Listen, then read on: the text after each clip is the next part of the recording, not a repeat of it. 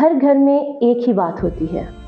कहीं कोई जुमला ताने की तरह कहा जाता है और अंदर कुछ टूट जाता है, और फिर एक ऐसी खामोशी का आगाज़ होता है जो कई दिनों तक जारी रहती है। और ये किसी एक फ़र्द की कहानी नहीं है।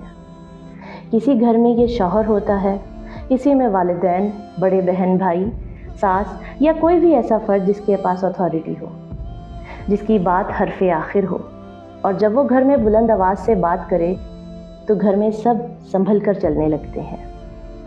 जिनसे बात करने से पहले इस बात का खौफ हो कि कहीं मेरा जवाब आर्ग्यूमेंट में ना बदल जाए, और बात करने के बाद ये परेशानी लाहक हो कि मैंने ऐसा भी क्या कह दिया कि मामूली बात झगड़े में बदल दी।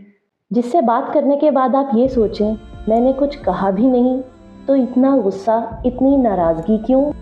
कई मर्तबा आप ना चाहते हुए भी खुद को इल्ज़ाम देते हैं कि मुझे ये बात करनी ही नहीं चाहिए थी, और कई दफ़ा आप अपनी ज़ात को लेकर ही शक में मुब्तला हो जाते हैं कि शायद मैं ही गलत हूँ।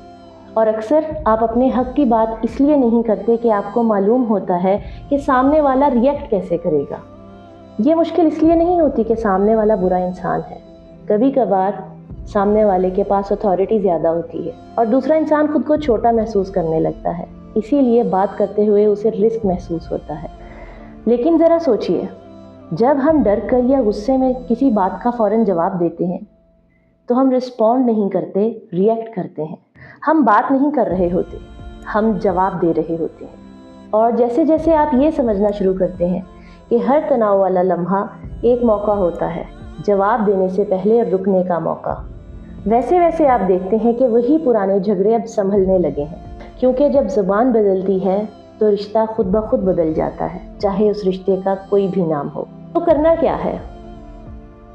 अगली बार जब किसी की आवाज़ बुलंद हो और आपको डर या गुस्सा महसूस हो, तो आपने सिर्फ एक जुमला याद रखना है जो आपने सामने वाले से कहना है। मैं आपकी बात सुन रही हूँ, या मैंने आपकी बात सुन ली है, मुझे थोड़ा सा सोचने दीजिए। बस इतना सा कहना है आपको। ये जुमला ना झुका हुआ है और ना ही लड़ाई वाला, ये बस वक्त खरीदता है।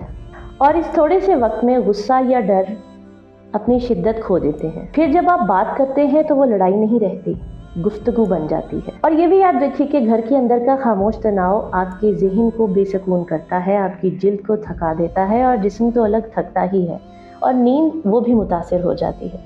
चेहरे की थकन और जिल्द की बेरौनकी सब कहीं ना कहीं एक दूसरे से जुड़े होते हैं। इसीलिए भरोसा में हम सिर्फ जज्बात संभालना नहीं सिखाते, हम जिस्म का भी उतना ही ख्याल रखते हैं अपनी ऑर्गेनिक प्रोडक्ट्स के ज़रिए, ताकि अंदर का सुकून बाहर भी झलक सके।